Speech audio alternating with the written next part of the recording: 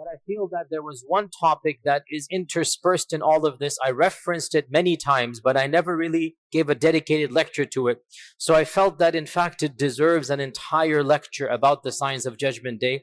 And that is the wars or the fighting or the Armageddon or the great battle that will take place. So I referenced this a number of times. There are many traditions that mention warfare towards the end of times. And the fact of the matter is that these traditions, although numerous, they are cryptic as usual because we don't have a chronology. We don't have all of these ahadith talking about one war or many small wars or wars that go over many decades or many centuries. We don't know. It's simply predictions of Judgment Day. And there are some wars that some ahadith that simply say of the signs of Judgment Day is qital. There will be warfare.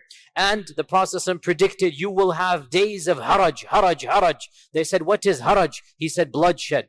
So there are predictions of lots of wars. Now, does this mean the time of the Sahaba, the civil war, all the way throughout Islamic history where the Muslims are fighting? Or we are talking about only one time frame? This is where there's no clear-cut answer, and Allah knows best. So today's lecture will be somewhat, a lot of it is my own ijtihad in terms of piecing together. Obviously the ahadith I'm quoting you are ahadith, there's no ijtihad there, but trying to find a chronology, trying to make sense out of all of these ahadith, it's human ijtihad. And Allah knows best, it is my reading, and Allah Azza wa Jal knows best, that these ahadith predict firstly a continuation of wars from the time of the Sahaba up until Judgment Day, or to be more precise, up until the Great War. But secondly, there are a number of ahadith that mention civil war between the Muslims towards the end of times. A massive war that will take place between the Muslims. And also, there's a series of ahadith that mention a big war between Muslims and an ally and a non-Muslim. So Muslims with one group of non-Muslims versus another group of non-Muslims. And also, this is genre number 2. And then genre number 3, there are ahadith about the big war. In Arabic, it is called al-malhamatul kubra. This is a prophetic term. Al-malhama. Malhama means the disaster, the catastrophe, or the bloodshed. Malhama, just the bloodshed. And this is the equivalent of the Christian concept of the Armageddon. So there are a number of ahadith that mention a civil war. That's not the Armageddon. That's before the Armageddon. Then there are hadith that mention a big war, but not quite the big war. So there will be a big war, but not the big war. And this is all ijtihad because some ulama have merged them all together. And then there are hadith that mention the big war. And of course, the big war, the malhama, is between Isa and Dajjal. That is the end, the final battle that will take place. After that, there might not be any more wars. After that, as we're going to come to later on, that might be the end of all wars, and then other things will happen after that. So, Allah knows best. This seems to be the, in a nutshell, what we are talking about. Once again, first and foremost, a series of continual battles, mini battles. The Prophet ﷺ predicted, once the sword is unsheathed from my ummah, it will never be put back. This is a generic hadith. The Muslims will be continually fighting petty battles. From the time of the Sahaba, major battles took place, Battle of Siffin, Battle of Jamal, continuation throughout Islamic history. Muslims have been fighting one another. You look at right now what's happening, Muslims are fighting one another, right? This is standard, it's going to happen. Then there will come a time where there will be major wars between the Muslims. And there will come a time there will be a major war between Muslim and non-Muslim on one side and one other non-Muslim on the other. Now, whether this is going to be before and after the big major war between Muslims, we don't know. We don't know. And then it will conclude with what? With the big war, the Malhamatul Kubra. So today, inshallah ta'ala, let's discuss some of those traditions and get a clear understanding of what this notion is. We begin with the famous hadith in Sahih Tarikh of Ibn Asakir, which is oft quoted many times. It is authentic hadith where Abdullah ibn Hawala said, we were with the Prophet sallallahu alaihi wasallam and we complained to him how poor we were and that we didn't even have clothes to wear. We're complaining to him. So the Prophet sallallahu alaihi wasallam said, rejoice, don't worry about that. For I am not worried that you will live in poverty. La wallah, I'm not worried that you're going to live in poverty. Wallahi, this ummah will be in continual good until Allah subhanahu wa ta'ala opens up the lands of the Faris, the Persians, and the lands of the Romans, that's the Byzantine Empire, and the lands of Himyar, that is Yemen. So in Mecca, the Prophet ﷺ predicted, don't worry, we will conquer the Persian Empire, and that happened. And we will conquer the Byzantine Empire, and that happened. And we will conquer Yemen, and all of that happened. Then the Prophet ﷺ said, you will become 3 armies. So he said, you will become. This is the ummah. This is the civil war we talked about between the Muslims. You will become 3 armies. Jund bil Sham, wa Jund bil Iraq, wa Jund bil Yemen. An army will be in Sham, an army will be in Iraq, and an army will be in Yemen. And wealth will be so much that a man will be given 100 dinars. Now 100 dinars, maybe if I were to say in our times, like $5,000. It's a large amount, but not an obscenely large amount. 5,000 is no joke. 100 dinars is a good amount of money, right? A person will be given 100 dinars and think, this is nothing. This is not a good amount. In other words, wealth will be so much that a good amount of wealth would be considered utterly trivial. Ibn Hawala said, Ya Rasulullah, when that happens, which of these 3 armies should I be with? Which of these 3 armies should I be with? The Prophet ﷺ said, I tell you to be in the army of Ash-Sham, of Syria, because it is the chosen of Allah's people, and it is where the Qiyamah will take place. So the Prophet ﷺ predicted that there will be 3 armies, an army in Ash-Sham, an army in Iraq, and an army in Yemen. And he told Ibn Hawala, choose the army in Yemen. I already mentioned, in Ash-Sham. I already mentioned another hadith that I mentioned right before going for Hajj. We mentioned that when I mentioned the concept of the Mahdi. We went over this hadith quickly. It is in the 6 books, the authentic hadith, Sunan ibn Majah, where our Prophet ﷺ said, this is about the Mahdi. We jumped to the Mahdi part. There was a phrase there I glossed over, and that is, يَقْتَتِلُ عِنْدَ كَنْزِكُمْ ثَلَاث كُلُّهُمْ إِبْنَ خَلِيفَةٍ. 3 sons of a Khalifa will fight amongst you at your treasures, for your treasures. What treasure is this? Some have said this is the treasure in Mecca. There was a treasure buried once upon a time, but the hadith doesn't mention Mecca, and it is my opinion, it doesn't make sense to interpret it as Mecca. Rather, there will be a treasure of the ummah. Oil, natural resource, Allah knows best. There will be a treasure belonging to the ummah. And 3 sons of a Khalifa, 3 princes. All of their fathers are royal family. All of their fathers are ruling. So 3 sons of a Khalifa will fight one another. So these are within the ummah. This is the internal civil war that we talked about. And none of them will be victorious. They're all 3 going to fail. None of them will be victorious. And then the black flags will come from Khurasan, and then the Mahdi, and then the hadith goes on. So we jump to the Mahdi, but where does it begin? There will be an internal civil war. And what this hadith shows is that the Mahdi will come at a time when the Muslim ummah itself is internally fighting. And the Mahdi will unify the ummah from within. This is pretty clear, that the Mahdi will unify the ummah. The ummah will need a leader. The ummah will need somebody they can trust, somebody whose integrity is beyond doubt, and the person that they will look to and the person they will unanimously go behind is none other than the Mahdi. So there will be massive civil war, but the Mahdi comes and that civil war will be finished, because how can now you fight when the Mahdi is there? So this is a very clear indication that there shall be a time of massive internal civil war between the ummah. And frankly, when you look at what is happening now with the internal superpowers, and I don't like mentioning names, but you use your common sense and knowledge of politics. Right now, there's already massive wars going on. Right now, Muslims are dividing amongst themselves each one of them doing its own, and Muslims are being harmed in the process. Allah musta'an. What's even worse, by the way, is that these are being used by non-Muslims, right? The problem comes, the superpowers of the world are using their proxies in these regions. Each one of them thinks that they will be the lapdog of the big superpower. In reality, the superpowers never care about their lapdogs. In any case, I go into my tangents here.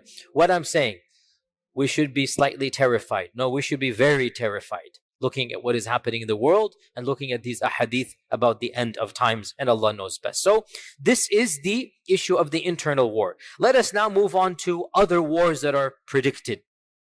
One hadith mentions that one of the tabi'un was in Kufa, and Kufa was the land of Ibn Mas'ud. Ibn Mas'ud established his madrasa in Kufa. The greatest sahabi of Kufa was Ibn Mas'ud, and he died in Kufa as well. So Ibn Mas'ud was in Kufa, and one of these tabi'in, his name is Usayd ibn Jabir, he said, one day it was very cloudy and a dark storm, a dust storm came in the daytime, blocked the sun, and it seemed very terrifying. So a man came shouting to the masjid, "Oh Ibn Mas'ud, oh Ibn Mas'ud, the day of judgment is coming." Looking at what is happening, he became terrified. He's running to Ibn Mas'ud, saying, "Look, this is Qiyamah coming." Ibn Mas'ud then stood up amongst the people. The people are looking to him for comfort, for wisdom. The people are terrified. They're gathered in the masjid. Ibn Mas'ud stood up and he said, "The Qiyamah will not come until," and then he gave a series of predictions. Now, important point before I move on. Whenever a sahabi, listen to this as a rule, whenever a companion mentions something about ilm al-ghayb, automatically what he says becomes a hadith. This is a rule. Whenever a sahabi says something about the knowledge of the unseen, if a sahabi says that, oh, the righteous person will be given a white palace in Jannah that has gardens, if a sahabi speaks of Jannah, if a sahabi speaks of judgment day, on the day of judgment such and such will happen, if a sahabi speaks about the signs of the judgment day, automatically that statement gets a free upgrade, goes to first class, right? Free upgrade. What is the upgrade? It becomes a hadith. Why? Because how could a sahabi speak about ilm al-ghayb unless he heard it from the Prophet ﷺ? Now, if a sahabi says something is haram or halal, this remains the opinion of a sahabi. Because haram and halal is ijtihad. Haram and halal, you have the right for ijtihad. And the Sahaba differed about haram and halal, like all of this great scholars did. If this is haram, this is halal, the Sahaba differed. They have the right for ijtihad. Their ijtihad has a high level, but it doesn't become Quran and Sunnah.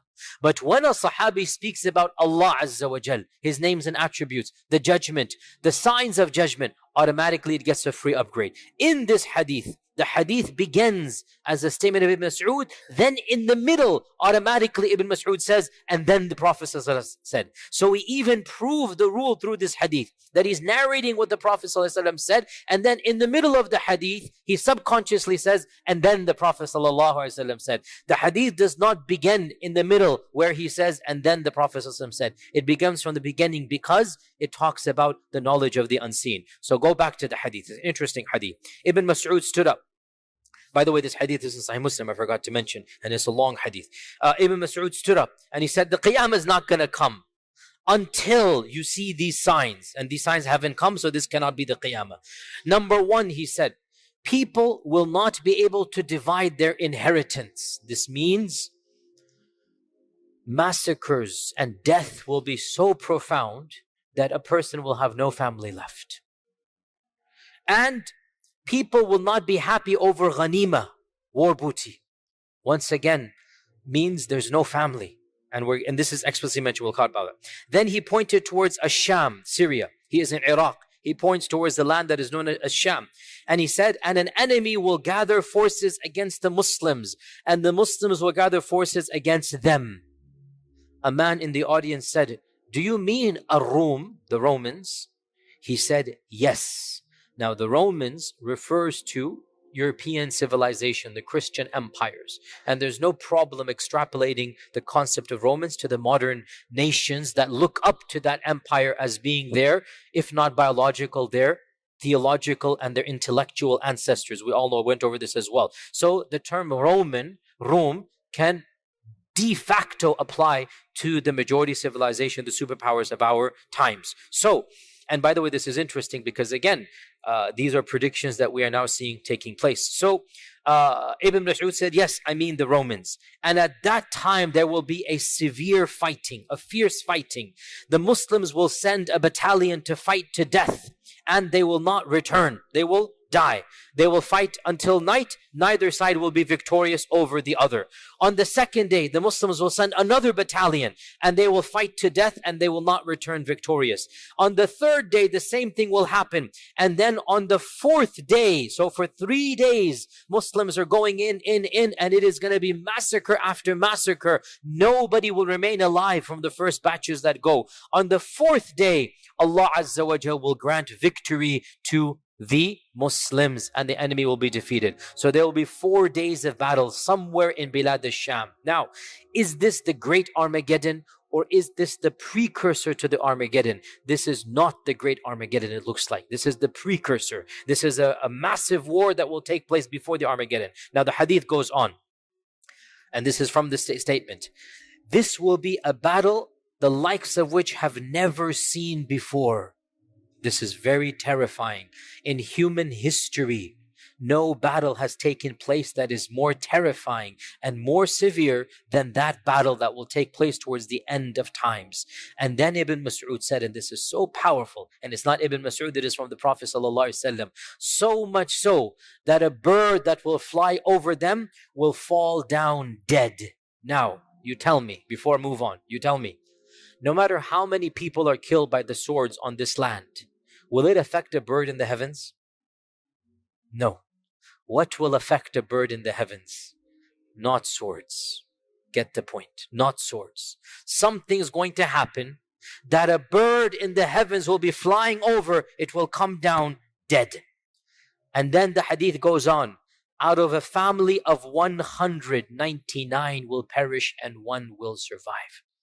The attrition rate in this war, 99%. Allahul Musta'an. What war in human history has had 99% death? None. I don't know of any. 99%. The victory was given to the 1%. 99%. And this is when the Prophet ﷺ said, Ibn Mas'ud said, so how can anyone be happy over ghanima or any inheritance be divided? In other words, may Allah protect all of us. If somebody were to give you $1 million but you have no family, wallahi, what sane person will choose that? Family is worth more than this whole dunya. So the Prophet ﷺ is saying, how can anybody be happy when he gets all the ghanima and 99 of his family had that? He's nobody left, no parents, no children, nothing left. How can anybody be happy? What is the point of that ghanima? It's all gone. How will inheritance be divided when there will be no family left? So this war will destroy 99% of those fighting in it. While they are doing this, and they are finishing the battle, collecting the ghanima, recovering, they will hear there's a bigger calamity than this war. What could be a bigger calamity? Somebody will shout out, the Dajjal has come where your families have been left behind. So in that state, tired, bruised, bleeding, but their families are being attacked, whoever is remaining in the land that they left behind, Bilad al-Sham, wherever there is, they will run, they will rush back to that land, and they will discover that it is a lie. It is not true. And in one hadith it is mentioned that they will send their 10 best horsemen to go verify that news. The 10 fastest horsemen. And then the Prophet ﷺ said, I know their names and the names of their forefathers and the colors of their horsemen, the colors of their horses, and they will be the best horsemen on the face of this earth. Now, does this mean we will go back to horses and swords? If there is that type of war, in all likelihood we will. If there is that type of war, when nuclear weapons and whatnot and every side and whatnot, then we will go back to those days when there was no electricity and whatnot. We're going to go back to this. Or is it possible that when the Prophet is saying horse, he means a vehicle? This is also possible. It's not too much of a stretch, and Allah knows best. So this hadith mentions. Now, does this hadith mention the Mahdi? Yes or no? Where? But does this hadith mention the Mahdi? No. It does not.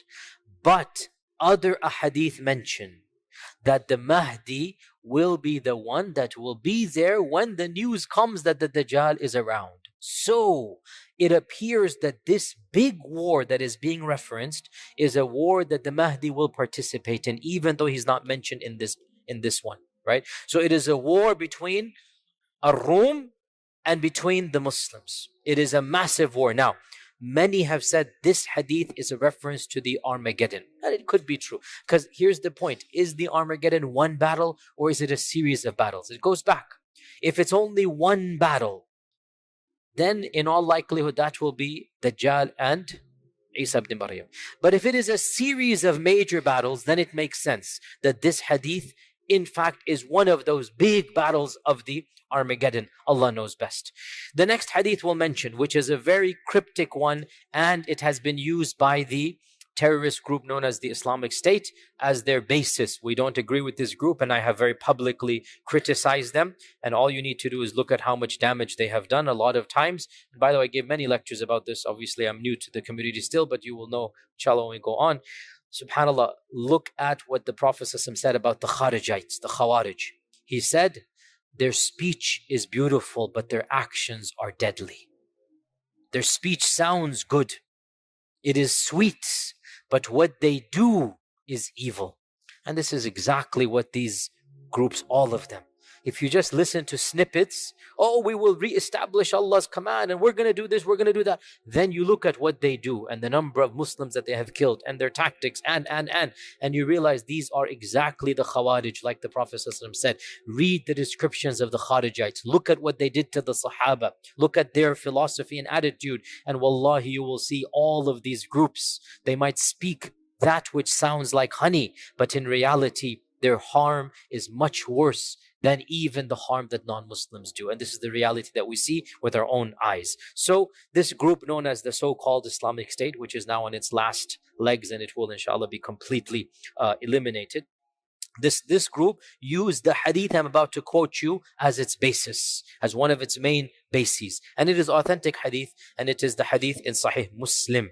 Abu Hurairah narrated that the judgment will not come until a Rum will come out to fight you at a place called A'maq or Dabiq. Now, Dabiq is, and A'maq is close to it. Dabiq is a city in Syria. And the so-called Islamic State took it as its capital. And they intentionally fought to get a small city, a very mid-sized or small-sized city. They wanted to capture that city. Why? Because it's mentioned in this hadith. And we had said a few weeks ago that it is not allowed to do what? Do you remember? I mentioned this very clearly. It is not allowed to do what? Write a screenplay from the hadith. We don't write a Hollywood drama from the hadith. It happens, it will happen. We do not extract a drama and enact it. We've seen what happened throughout history when people have attempted to do that. No, we don't do that. It happens, it will happen. But you don't think you are the one who's going to go do that. We have seen time and time again, people have attempted to do that and it has failed miserably. And one of the most important examples, this is another example of ISIS and Dabiq and whatnot. Another example we mentioned is Juhayman and his takeover of the Kaaba. And he thought he would enact all of the hadith that are mentioned, but he couldn't, because again, you have to pick and choose, just like over here. And anyway, so the hadith goes on, that the Romans will come and fight you at a land called Dabiq. And the best of the people of earth from the city of Medina will leave Medina and fight against them. When they are getting ready for war, lining up for war, listen to this, very cryptic. The Romans will say to the Muslims, leave us with the group amongst you who have forsaken their religion. We want to fight them. I'll explain. The Muslims will say, La wallahi, we will never leave our brethren and will never abandon them to you. I'll finish the hadith and then explain. So the battle will rage on. The battle will rage on. 1/3 of the Muslims will retreat out of cowardice, and Allah will never forgive them. When the battle gets tough, they will flee. And the Prophet ﷺ said they will never be forgiven. 1/3 will be killed, and they will be the best of shuhada. They stood their ground, they died martyrs, and they will be the best of shuhada. And 1/3 will conquer. One third will win. And they will not be tested. Maybe the test of the grave, maybe the test of the akhirah. They will not be tested. Allah will bless them and they will not be tested. And they, meaning that one third, will then conquer Constantinople. Again, we'll explain this in a while. It's a long hadith. When they will be dividing their ghanima, after they've hung their swords on the trees to be oiled, then they will hear Shaitan cry out that Dajjal has appeared amongst your children. Thinking it to be true, they will march to fight the Dajjal, but they will find it to be a lie, and they will reach Bilad al-Sham, Syria, and when they have lined up to pray Fajr, that is when Isa ibn Maryam will come down after the Dajjal has actually come, and he will then lead the Muslims in war and battle. And when Aduwallah, the Dajjal, sees Isa ibn Maryam, he will melt like salt is dissolved in water. And the Prophet ﷺ said, if he were to be left in that state, he would die, but Isa will kill him, and the people will see the blood of Dajjal on the weapon of Isa. End hadith. Now, again, this hadith is very, very cryptic. It mentions many things. First and foremost, it also reiterates the previous concept of a massive war between the Romans and the Muslims. Now, in this hadith, it mentions one third only will die, whereas the previous hadith mentions 99% will die. As I said, it appears there will be multiple battles, not just one. And in some of them 99%, and in some of them one third. This hadith mentions that this army will conquer Constantinople, whereas the previous hadith does not mention that. So maybe there are multiple wars going on in the world, and the Dajjal's announcement will take place in all of them. Shaitan's gonna frighten the Muslims. Dajjal is here. They're gonna be expecting Dajjal because they're seeing the hadith take place. So Shaitan will use it as a tactic. So maybe multiple groups will run back to Bilad al-Sham, and there they will be with the Mahdi, and the Mahdi will then be leading them in Salah, and Dajjal will actually have come at that point in time, and then Isa will come down as we had mentioned. Another hadith that mentions all of these as well is that the Prophet ﷺ said, the fortress of Muslims on the day of the Malhama, this is where it is mentioned, the Armageddon, the Malhama, will be Ghuta, which is a city near Damashq, one of the best cities in Ash-Sham. This hadith is in Abu Dawood. It is authentic. Three things are mentioned: Ghuta, Damashq, and Bilad al-Sham. Ghuta is a small city. It is still inhabited to this day, and it is maybe an hour or so outside of Damascus, or I don't know exact timing, but maybe a Syrian brother can tell me, but it's not far from Damascus. When the Prophet ﷺ said this hadith, Damashq, Ghuta, and Bilad al-Sham were the heartland of the Christian Byzantine Empire. This is like somebody saying, oh, Texas, California, these are not lands that belong to Islam. But the Prophet ﷺ predicted that Damashq and Ghuta will be a part of the Ummah. And that when the great Armageddon takes place, I'm translating Malhama as Armageddon. When the great Malhama takes place, the fortress, the base, the camp of the believers will be where? It will be in Ghuta. It will be in the city of Ghuta in Bilad al-Sham. And of course, the concept of Bilad al-Sham is mentioned many times in the hadith. The Prophet ﷺ said, hadith is in Mustadrak al-Hakim, is authentic. When the fitan occur, Iman will be in Bilad al-Sham. When the fitan take place, when the big civil wars, Iman will be in Bilad al-Sham. Now let's pause for a while and look at these hadith and try to extract a series of incidents. What can we extract from all of this? So, first and foremost, realize that Bilad al-Sham doesn't just mean Syria. Bilad al-Sham in classical Arabic, pre-partition, when I say partition, don't think 1947, that's the partition of India, Pakistan and whatnot. I mean pre-partition, the Sykes-Picot Agreement. The Sykes-Picot Agreement in 1917, and then the Treaty of Versailles in 1919, which then enacted it. Before the partition of the Muslim Ummah, before England and France decided to carve up the Ummah and hand gifts out to the victors, and they took up the Ottoman Empire. Before that, Bilad al-Sham was essentially what we now call Syria, and of course also Jordan, and of course Palestine, and of course the occupying land that I don't want to mention now. The country that is the occupying regime. So all of this was Bilad al-Sham. Okay? This entire region is called Bilad al-Sham. It's not just modern day Syria. Yes, Damashq is Bilad al-Sham, but Palestine is also Bilad al-Sham. and the cities of Palestine, and the cities in the modern occupying state, all of them are Biladu Sham. Understand this point. Okay, so realize this. Secondly, it shows that towards the very end of all of these trials, the Muslims will be united and they will be fighting outsiders. They will be fighting non-Muslims. And the people from other lands will come, like Medina. They will come because they know that they have to now fight on the side of the truth. So the fact that even from Medina, people are traveling all the way to be fighting, it shows that they recognize what is going place. It is also very clear that these wars are taking place with the Mahdi being alive. And when the Mahdi is alive, there is no civil war. How can you fight when the Mahdi is on one side, right? So this is a war between the Mahdi and the believers on one side and the unbelievers on the other side. This is a very clear issue.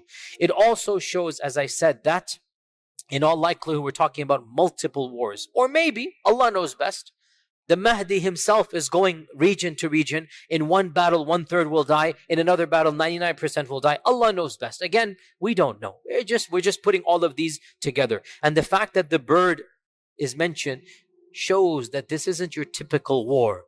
That chemical or nuclear or whatever seems very likely in these types of a hadith. Wallahu al-musta'an. Also, what is this cryptic phrase where the Rum are going to say, hand us our brethren? And the Muslims will say, no, they are our brethren. What is all of this? This is very interesting. It appears, and Allah knows best, that there will be a large group of converts from Bilad al-Rum to the land of Islam. And they will be fighting on the side of the Mahdi and the Muslims. And the Bilad al-Rum are going to view them as being traitors. And from their perspective, they're right. From their perspective, they're right. They are traitors. So they will say, first, we want to deal with these guys because they betrayed us and our values. And the Muslims will say, what? They're not your guys, they're our guys. La wallahi, we will never abandon our brethren for you. This hadith is Sahih Muslim. It's really profound. And inshallah, it indicates that there will be massive conversion. So much so that the Bilad al-Rum remnants are angry that how come you have those people? They're angry, they're irritated. And this also shows that these hadith are not anti-Semitic or anti-Western. No, it is good versus evil. And you will find people of all ethnicities on the side of good. And you will find people of all ethnicities on the side of evil as well. We talked about this last week. These hadith are not anti-Semitic. There will be righteous people who see the truth and they will be fighting on the side of truth. And that's why the other group will demand we want them back to us. Another hadith, now we move on to other hadith and then again go back. As for the issue of Constantinople, we'll come back to it. A very interesting narration goes back to Ibn Hawala, Abdullah ibn Hawala. He has a number of interesting narrations about Judgment Day. Abdullah ibn Hawala, the Prophet ﷺ said, O Ibn Hawala, when you see the Khilafah having been descended to Al-Ard al-Muqaddas, which is Jerusalem, when you see the Khilafah having been descended to Ard al-Muqaddas, then know that the Zalazil and the Fitan and the Balaya are coming. Meaning the great wars and whatnot are going to happen, and that Qiyamah is closer to mankind than my hand is to you or to your head. So his hand was on, Ibn Hawala's chest or whatnot. So know that Qiyamah is closer to mankind than my hand is to you. Now, this hadith tells us there shall be a khilafah, but not based in Mecca or Medina, not based in Iraq like the Abbasids, not based in Damashq like the Umayyads, but rather based in Al-Ard al-Muqaddas. إذا نزلت الخلافة بأرض المقدس. Now, in all likelihood, this is the Mahdi. Some have said maybe it's before the Mahdi. I am highly skeptical. There's too many ahadith that mention civil war and fighting and whatnot. And the Ummah has never been united since the time of Uthman radiallahu anhu and Ali. Do you think it's going to get united again? But we strive for unity. But realistically, it's not going to happen until the Mahdi comes. Also, our Prophet predicted that the Khilafah will come back towards the end of times. ثُمَّ تَكُونُ خِلَافَةً عَلَى مِنْهَاجِ النُّبُوَّةِ Hadith is Musnad Imam Ahmad. Then there shall be a Khilafah upon the prophetic methodology. In all likelihood, this is, Allah knows whether this ijtihad is correct or not, but in all likelihood, it seems to be none other than the Mahdi himself. And the Prophet ﷺ is telling Ibn Hawala, when the Mahdi comes, judgment is going to come tomorrow. And that's very true. When the Mahdi comes, go to him, be with him, and the judgment is going to be the very next day, basic meaning immediately after that. And that's again very clear. Now, another point here as well, another issue, which is again, all of these hadith, you just have to try to sift through them, see if we can understand them.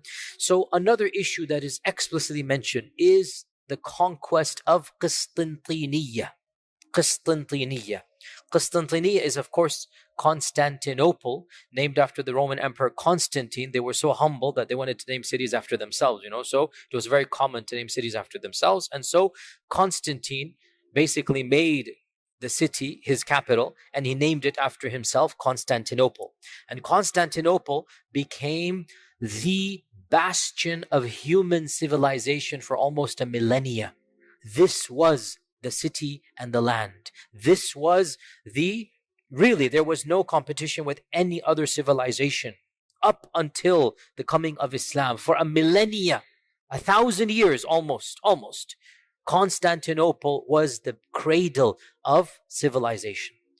And amazingly, our Prophet ﷺ predicted Constantinople will be ours. Again, we are coming so many centuries later, we don't even think about this. One of the most significant episodes in human history, or I should say recorded human history, one of the most significant episodes is 1453 and the conquest of Constantinople.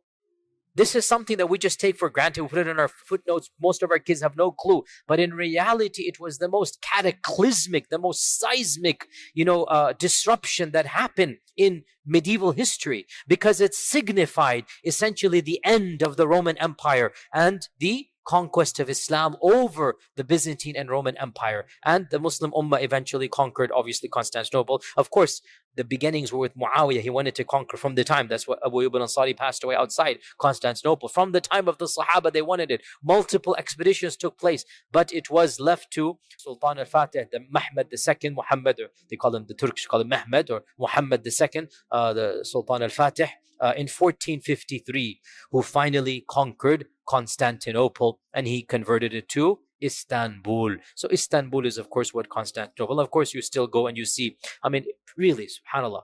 Personal note here. I mean, that the Hagia Sophia, the Hagia Sophia. What an amazing testament to human mind. I mean, this is a building that it was built before the birth of our Prophet ﷺ, and we see it now, and we are in awe. Can you imagine the people of that time? We see it now, and it is massive and big, and no pillars and no beams and the architecture, and it has been standing for 1,500 something years as it is. I mean, truly, and that's just one aspect of their civilization. In any case, what is the purpose of going all there? Because our Prophet ﷺ predicted the conquest of Constantinople. However, good enough, easy, but there's a problem, and that is some ahadith mention that Constantinople will be conquered. Excellent, without any time frame. Excellent. We can take that and say Sultan al-Fatih did, Fatih Sultan, Mahmud II did it, no problem. But there are other ahadith that mention this conquest will take place towards the end of times, when the Dajjal is around the corner, when the Mahdi is around. And this throws a huge spanner in our understanding. What does that mean? Because Istanbul is Istanbul now. What does that mean? Allahu A'lam. I have no explicit or clear-cut or unambiguous answer. The only thing that can be said is that that land will revert to being controlled by a group that is not sympathetic to Islam, maybe even if they call themselves Muslims, Allah knows best. Because again, for a time frame, Ataturk, maybe it could be called that is a Darul Kufr government, what Ataturk did, but now it is not like that. Now Istanbul, alhamdulillah, it is a, alhamdulillah, Muslim land and whatnot. So definitely it's not like that now. But maybe things are going to change in that land. May Allah protect all Muslims. But maybe things are going to change and there will be a reconquest of Istanbul, of Constantinople. Also, the ahadith mention that that reconquest will take place miraculously, without any blood being shed. That was not Sultan Fatih. Sultan Fatih, it was a bloody war. It lasted many months. There was a siege, there was a military, there was a navy, there was an army, there was a blockade. It was a standard war. Many people died. That's not what the hadith predicted. And again, you cannot enact a hadith. Alhamdulillah, Sultan Fatih conquered it, but that's not what the hadith predicted. We'll mention these hadith. Now, of these hadith, now this is a hadith I'll quote you. It is in its narration, in its chain is a weak narrator, so it is a weak hadith. So we're just mentioning with the disclaimer it is a weak hadith. Abdullah ibn Amr ibn al-As said, "You will fight Constantinople 3 times." Does he mean the city of Constantinople? Or does Constantinople indicate the Roman Empire, i.e. Europeans? Either can be there. You will fight Constantinople 3 times. The first time is that you will do well, but you will not succeed. The second time, you will enter into a sulh with the Constantinople. So much so that masajid will be built inside Constantinople.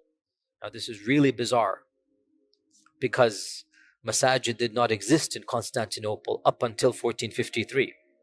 And now there are only masajid in Constantinople.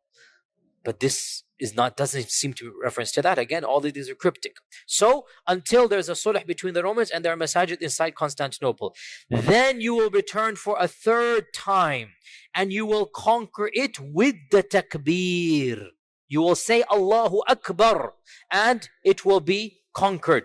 And the Prophet ﷺ said that 1/3 of Constantinople will be destroyed and 1/3 will burn down and 1/3 will be divided amongst you. Now, this hadith seems to indicate a final conquest of Constantinople, and this is something that once again it is mentioned in another hadith which the majority of scholars have interpreted to mean Constantinople. And I'll mention it now. Now, the hadith I just quoted you, it is weak. It is mentioned in the Kitab al-Fitan of Nu'aym ibn Hammad, and it is weak. The one I'm about to quote you now, it is authentic Sahih Muslim.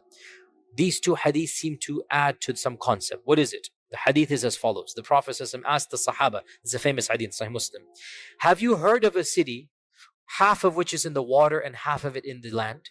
Or in another narration, have you heard of the city, part of it is in the water and part of it is in the land? The vast majority of our commentators said this is Constantinople, because Constantinople, essentially it divides Asia from Europe. You have the Bosphorus Straits, right? And you have that city that, it's considered that it is basically one half this way, one half that way. So the majority of our ulama, and Nawawi ibn Kathir, others, they say this is Constantinople that the Prophet is describing. They said, yes, we have. Listen to this now. The Prophet said, hadith is in Sahih Muslim, the Qiyamah will not happen until 70,000 of the Bani Ishaq will conquer it. Not the Bani Ismail, the Bani Ishaq will conquer it.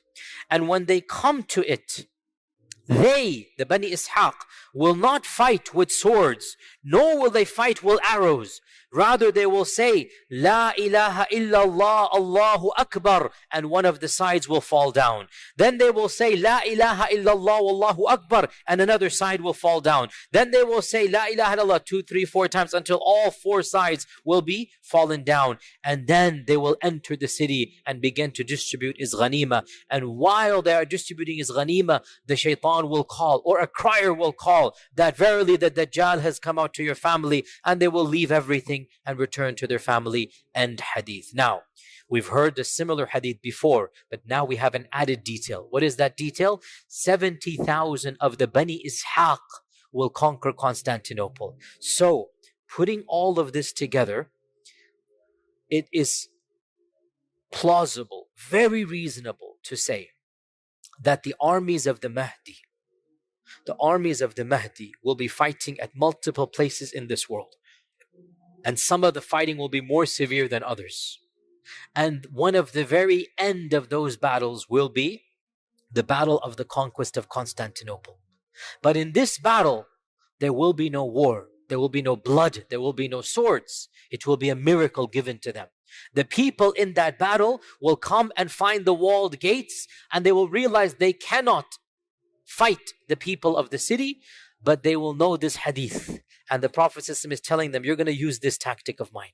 He's telling them what to do, and they believe in the hadith, so they will use this tactic. So they will say La ilaha illallah Allahu Akbar 4 times, all of them in unison. Their takbirat and their tahlilat, they are going to cause the walls to fall down, and they will conquer the city without any bloodshed. And then the news will come, Dajjal has come. So they will flee back to Bilad al-Sham from Constantinople, only to discover it was a lie. Then when they're in Sham, Dajjal will actually come, and then they're wondering what to do or fighting him a few times, and then Isa will come, and then as we had mentioned before, it resumes. Now, who are the Bani Ishaq?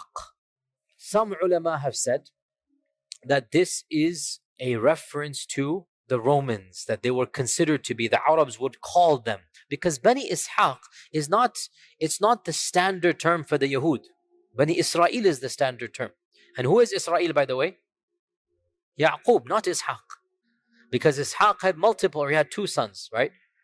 Is or Isa, or Is and Yaqub, Jacob, right? Esau and Jacob, according to the Old Testament, right? So Allah knows best. Some people say that the Arabs thought that some of the Romans were the descendants of Isa, the second son.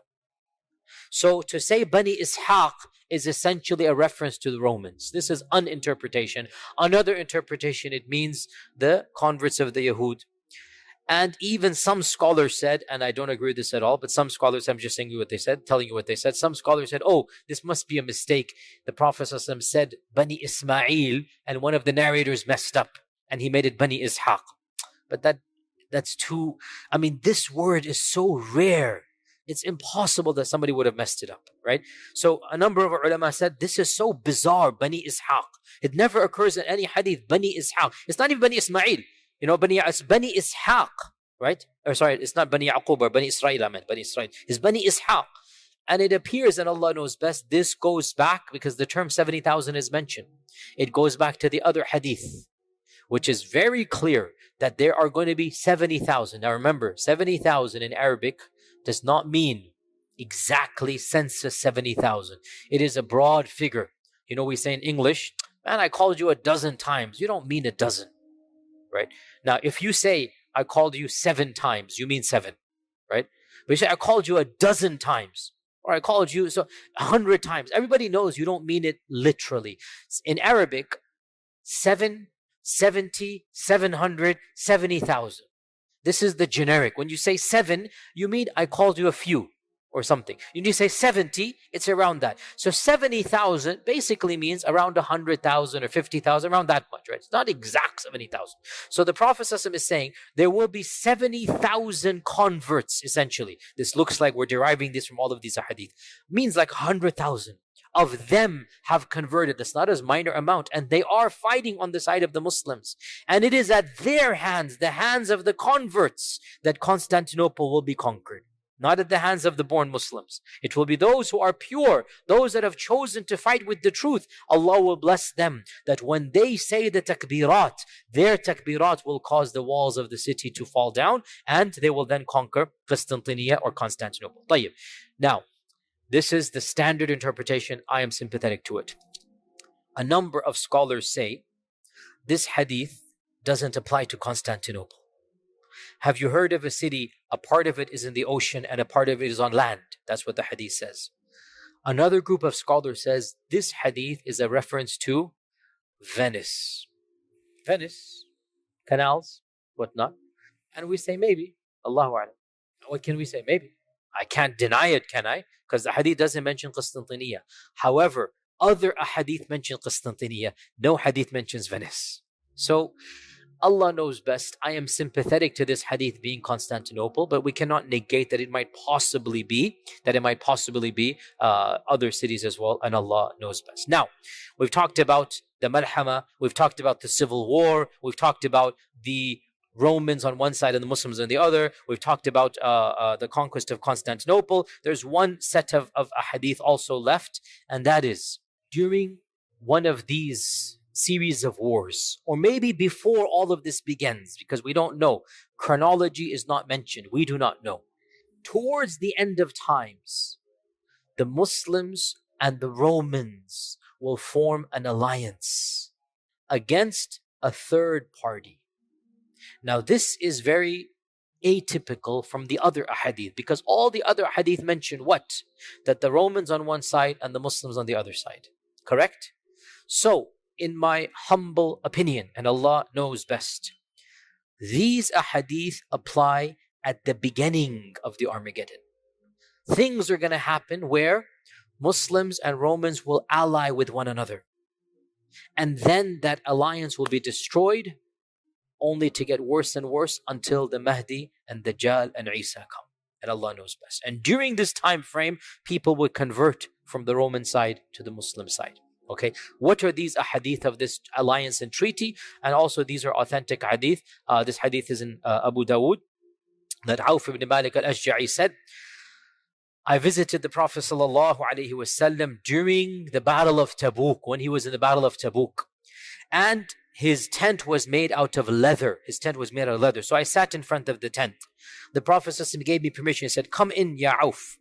So, and this shows you how eager the Sahaba were, that Auf was sitting outside, and the Prophet ﷺ saw him from the opening. He saw Auf. He said, come in, Auf. Auf said, Ya Rasulullah, all of me come in or only a part of me come in?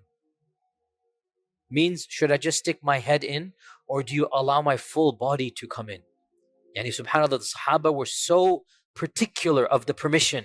Like, what are you allowing me to come in? This is your private space, Ya Rasulullah. When you say come in, are you saying I fully come in, or do you want me to just put in my head and talk to you? So the Prophet said, no, kulluk, yani all of you come in, your whole body come in.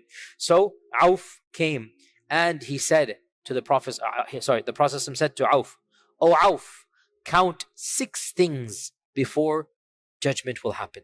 He gave him prediction. Count 6 things before judgment day. Number 1, Mawti, my death. Auf said, as soon as I heard that, I was shocked and saddened. SubhanAllah, we take, obviously, the process of not being amongst us, we take it for granted. We're born that way. For the Sahaba, they could not imagine a world without the Prophet. They could not imagine. It's something their mind could not conceive of.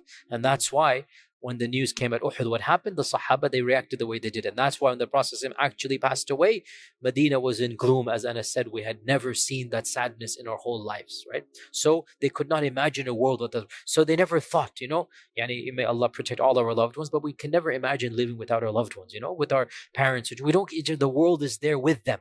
Then when they go, that's when the shock comes to us. So the Prophet is saying, count 6 things. Number 1, Mawti. I said it was a shock to me. It was, what? Your maut? Before his mind can grasp. Number 2, 3, 4, 5, 6 come out. So he has to pay attention.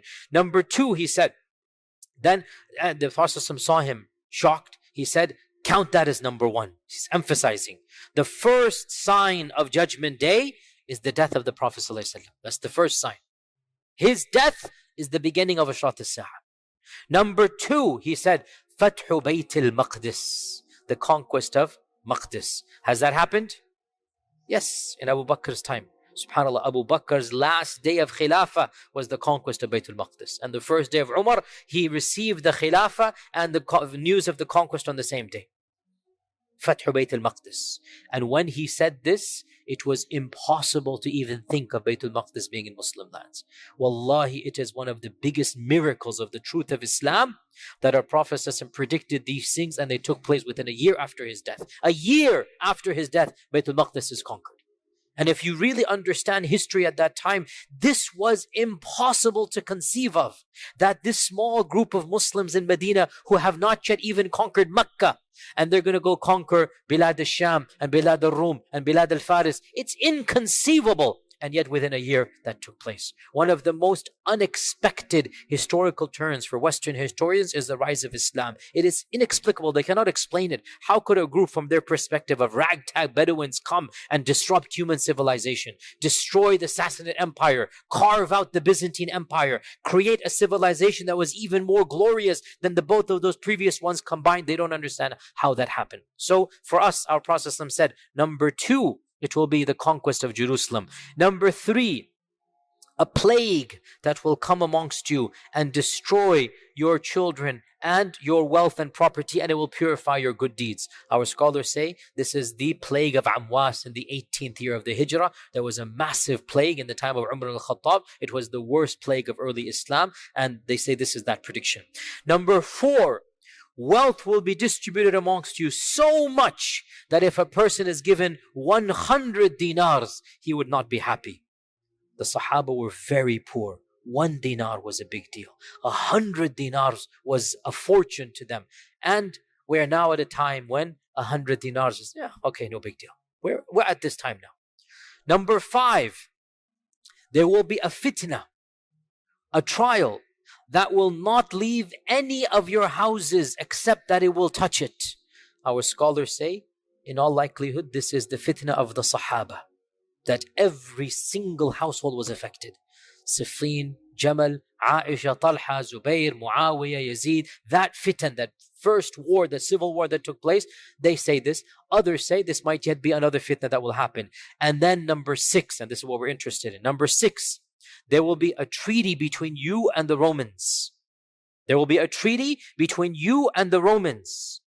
And then they will betray you and march against you with 80 banners, under each of which will be 12,000 troops. In other words, 100,000 people. This hadith is in Ibn Majah. Another hadith mentions that you will form a treaty with the Romans, and you will fight an enemy common to both of you. You will form a treaty with the Romans, and you will fight an enemy common to the both of you. Then you will be victorious, and as you are returning back, one of the Romans will raise the cross on a mount and say, "This has caused us victory." And a Muslim will get angry and destroy that cross, say, "Allah has caused us victory." And war will break out, and the Romans will break their truce. And then this incident of marching against you will take place. So these are only 2 or 3 hadith about this. That's it. But they predict another genre of predictions, and that is, there will be a third enemy. Who is that third enemy? Allahu A'lam. But it's neither the Muslim peoples nor the Europeans.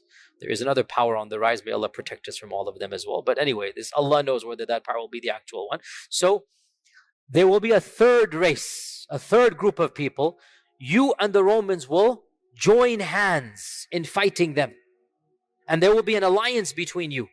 And you will be victorious. Once that enemy has been gotten rid of, then the Romans will essentially break their treaty with you because of this minor skirmish where a Muslim said, "No, it's not the cross," and he destroys the cross, and it's between 2 people, but the Romans will take that as an excuse to destroy the treaty, and they will then attack you. They will march against you with 80 banners. Now, many of our modern scholars say this must be a reference to the modern United Nations or whatever. I say Allahu A'lam, Allahu A'lam. But 80 flags. 80 flags on one side. Every flag has a major 10, 12,000 people. That's a major war. So this is another prediction of a great Armageddon that will take place. And Allah knows best. Now, again, is this the Armageddon or is it one of them? Again, it's all cryptic. Allah knows best. It can also be said, and this is a valid interpretation, I'm not denying it at all. It can also be said that the final battle between Dajjal and Isa will be an easy battle, not a difficult one. And that the Muslims will not die en masse in that battle. And that will be a gift to Allah to the believers. The hadith are not explicit. I'm simply saying it can be derived. How can we derive this? Because when the Dajjal sees Isa, what's going to happen? He will scream, a loud scream, and flee away and dissolve, and Isa will kill him. Now, with Dajjal being killed and his followers see Dajjal being killed, they're all scattering helter-skelter. They're all be going, and that's when the creation will say, come and kill the person behind me, right? It could be said, another interpretation of all of these is the final battle is not the Malhama. The Malhama is the one before it, which is this one. The Romans and 80 flags on one side and the Muslims on the other. As for the actual final battle, it will be a gift. Why will it be a gift? There will be no resistance from the other side. You understand this point, right? You guys following? I've given you multiple interpretations. Allah knows best. Now, before we conclude, very briefly, what is the Christian understanding of the Armageddon? The word Armageddon is a Greek word that itself comes from a Hebrew cognate and a Hebrew origin word, Har Majido. And Har in Hebrew means a hilltop, and Majido is the name of an ancient city. Megiddo now. It's the name of an ancient city that now falls in the land of Israel, the territories and whatnot. And this city of Megiddo, it is close to the city of modern city of Haifa, Jaffa, and of Nazareth. The city of Haifa and Nazareth. It is north of Jerusalem. And this, even in pre-biblical times, even in ancient times, this was a city that was inhabited by the ancient Canaanites. It's been inhabited by 7,000 years, one of the ancient cities of the world. And the Bible mentions the city of Megiddo multiple times. And there are cryptic references in the book of Revelations that there will be this massive war. What the book of Revelations, by the way, is a book in the Bible in which there are predictions for the future. Ashrat al-Sa'a for the Christians is in the book of Revelations. The beast 666, the book of Revelations. Okay, Antichrist, the book of Revelations. It's very cryptic, and that's why even many Christians don't read it. It's not an easy text to understand. So there are cryptic references in the book of Revelations to the big battle at Har Megiddo, hence Armageddon. Okay, hence Armageddon. The term Armageddon comes from Har Megiddo, the hilltops of Megiddo, and there are a number of interpretations of modern day Christians with regards to these statements. Many Christians, this is the default amongst the non-Protestants. Many of them, they just reject this. These are just tales. They don't believe. Again, Muslims, learn your Christianity if you want to be involved in da'wah. Not all Christians are the same, just like not all Muslims are the same. Many Christians don't consider the Bible to be the word of God anyway. This is the default in America. The majority of Christians do not take the Bible literally. So it's not a big deal for them. If the book of Revelation says something, no big deal. However, some strands of Christians take the Bible literally. And in particular, of course, evangelicals and the Baptist strand, this is well known for this. And so for them, they have a very, very particular belief in the second coming of Jesus and in the resurrection of the dead and in the rapture, it's called, and in the Armageddon. Now is not the time to get into the series of events they believe in. There are multiple strands within Christianity. Please study them if you're interested. You have the pre-millennialists, you have the post-millennialists, you have the amillennialists. All of these are various strands of Christianity. Baptists in particular are associated with the strand called premillennialism, which believes that the second coming of Jesus Christ will be in two stages, that Jesus will come and there will be a 7-year period of tribulation. And the beginning of that will be something called a rapture. And what is the rapture? The rapture for this strand of Christianity, not all Baptists, but most Baptists and many Christians believe this, and it is becoming very common now. There's genre of literature and lots of famous books are being written that are science fiction, or not science fiction, fantasy and whatnot, Christian literature and cartoons and whatnot that are watched in Christian circles of the imminent coming of the rapture. What is the rapture? For them, they believe when Jesus comes down, Christians will rise up to meet him in heaven. That's the rapture. They will meet him midway.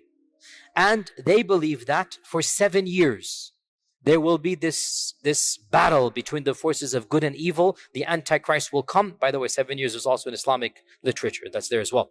There's going to be forces between the Antichrist and the righteous people. Then Jesus will come down after 7 years and defeat the Antichrist. And then there will be permanent peace on this earth. And then there will be judgment after that. And by the way, some Christian sects believe when Jesus comes again for the second time, that is judgment right then and there. There is no heaven and hell. So the 7-day Adventists, for example, that's what they believe. There is no heaven and hell for them. They believe the coming of Jesus is the itself heaven and hell. And the point being, of course, and there was a survey done a number of years ago, the point being, we need to understand evangelical support for modern politics in light of the belief of the rapture and the belief of the coming of Christ and Antichrist, okay?